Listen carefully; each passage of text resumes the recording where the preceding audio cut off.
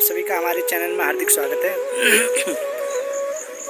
ये जानकर आप सभी लोगों को काफ़ी हर्ष होगा कि भारत भूमि, आप सभी जानते हैं कि भारत भूमि त्योहारों का से भरपूर है। भारत भूमि में जिसने जन्म लिया है बड़ा सौभाग्यशाली है और भारत भूमि में 30 त्योहारों से भरा पड़ा हुआ है। ठीक उसी तरह एक बड़ा उत्सव हमारे सामने चतुर्मास शुरू होने जा रहा है इसे। और बहुत ही जितने भी पर्व, जितने भी उत्सव हमारे ज़िंदगी में शामिल हैं, अर्थात जो होते हैं हमारे अलग अलग कल्चर के हिसाब से अलग अलग राज्यों में, ये सारे के सारे हमें कृष्ण की ओर, अर्थात उस दिन हमें अधिक से अधिक भजन करने के लिए संदेश देते हैं और उस दिन हमें अधिक से अधिक भजन करना चाहिए। और ठीक उसी प्रकार अब चतुर्मास आ रहा है तो इसमें क्या करना चाहिए और क्या किस बातों का ध्यान रखना चाहिए और इसके बारे में आपको हम थोड़ा सा जानकारी दें। 10 जुलाई से चतुर्मास के नियम सेवा प्रारंभ है। आषाढ़ शुक्ल पक्ष एकादशी से कार्तिक शुक्ल एकादशी तक चतुर्मास रहता है। अर्थात अभी जो एकादशी आने वाली है देवशयनी एकादशी है। ठाकुर जी इस समय पे शयन में जाते हैं। सारे जितने भी शुभ काम होते हैं इससे पहले कर लिया जाता है क्योंकि इस समय ठाकुर जी शयन पे जा रहे हैं। तो आषाढ़ शुक्ल पक्ष की जो एकादशी है उसको देवशयनी एकादशी बोलते हैं। अर्थात जो अभी एकादशी आने वाली है आपकी, उसके देवशयनी एकादशी कहा जाता है उसे। और कार्तिक शुक्ल पक्ष की जो एकादशी है उसे देव उत्थानी एकादशी कहा जाता है। 4 महीने तक देव शयन हो जाते हैं, इसलिए लौकिक संसार में कोई भी शुभ कार्य संपन्न नहीं होता है।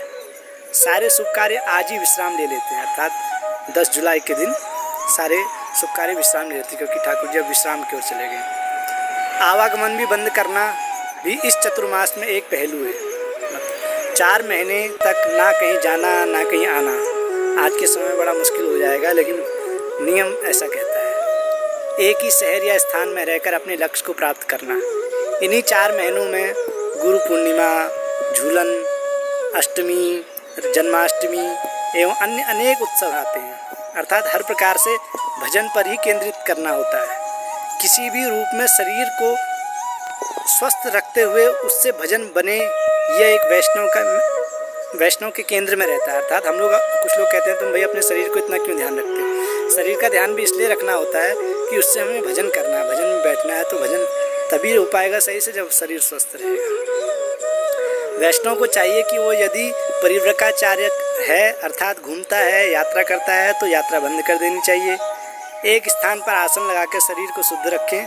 ब्रह्मचर्य व्रत का पालन करें। सीमित भोजन करें। जो वस्तुएं निषेध की हैं उनको निषेध करें।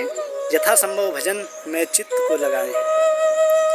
इस प्रकार यथासंभव अपनी परिस्थितियां, अपनी स्थिति, अपने स्तर के अनुसार वैष्णव को भजन पर केंद्रित होते हुए चतुर्मास व्रत का पालन करना चाहिए।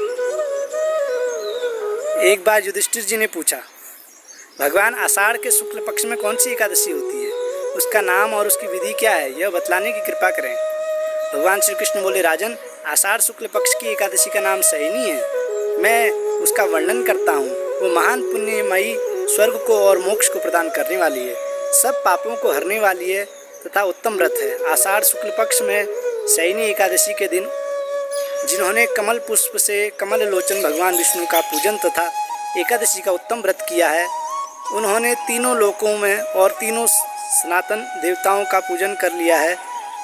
हरि शयनी एकादशी के दिन मेरा एक स्वरूप राजा बलि के यहाँ रहता है और दूसरा स्वरूप क्षीर सागर में शेषनाग की सैया पर तब तक शयन करता है जब तक आगामी कार्तिक की एकादशी नहीं आ जाती है। तब आषाढ़ शुक्ल पक्ष की एकादशी से लेकर कार्तिक शुक्ल पक्ष एकादशी तक मनुष्य को भली भांति धर्म का आचरण करना चाहिए। जो मनुष्य इस व्रत का अनुष्ठान करता है वो परम गति को प्राप्त होता है। इस प्रकार यत्नपूर्वक एक एकादशी का व्रत करना चाहिए। एकादशी की रात में जागरण करके शंख चक्र गदा पद्म धारक करने वाले भगवान विष्णु की भक्ति पूर्वक पूजा करनी चाहिए। ऐसा करने वाले पुरुष पुण्य की गणना करने में चतुर्मुख ब्रह्मा जी भी असमर्थ हैं। इतना पुण्य फल प्राप्त होता है कि चतुर्मुखी जो ब्रह्मा जी हैं वो भी इसके फल की गणना नहीं कर सकते हैं। तो आप इतने पुण्यशाली बनने का एक अवसर भगवान आपको दे रहे हैं। राजन, जो इस प्रकार भोग और मोक्ष प्रदान करने वाली सर्वपापहारी एकादशी का उत्तम व्रत का पालन करता है, वह जाति का चंडाल होने पर भी संसार में सदा मेरा प्रिय रहने वाला है। जो मनुष्य दीपदान करता है, पलाश के पत्ते पर भोजन करता है और व्रत करते हुए चौमासा व्यतीत करते हैं, वे मेरे प्रिय हैं। चौमासे में भगवान विष्णु सोए रहते हैं, इसलिए मनुष्य को भूमि पर शयन करना चाहिए। अब आपको बता रहे हैं क्या क्या करना है आपने चतुर्मास में। एक तो भूमि पर शयन करना है, और सावन में साग क्या निषेध है, 4 मासों में जो निषेध है उसके बारे में आपको बता रहे। सावन में साग नहीं खाना है, हरे साग, उसमें बरसात के कारण कीड़े लग जाते हैं पत्तों में, इसलिए आपके स्वास्थ्य के लिए मद्देनजर रखते हुए शास्त्र में निर्देश दे रहा है कि सावन में साग नहीं खाना है, भादों में दही नहीं, और कुवार में दूध, और कार्तिक में दाल का त्याग कर देना चाहिए।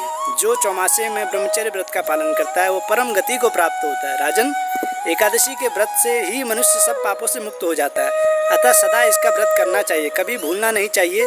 शयनी और बोधनी के बीच में जो कृष्ण पक्ष की एकादशियाँ होती हैं वो गृहस्थ के लिए वे ही व्रत रखने योग्य हैं। अन्य मासों में कृष्ण पक्षी गृहस्थी एकादशी रखने योग्य नहीं है।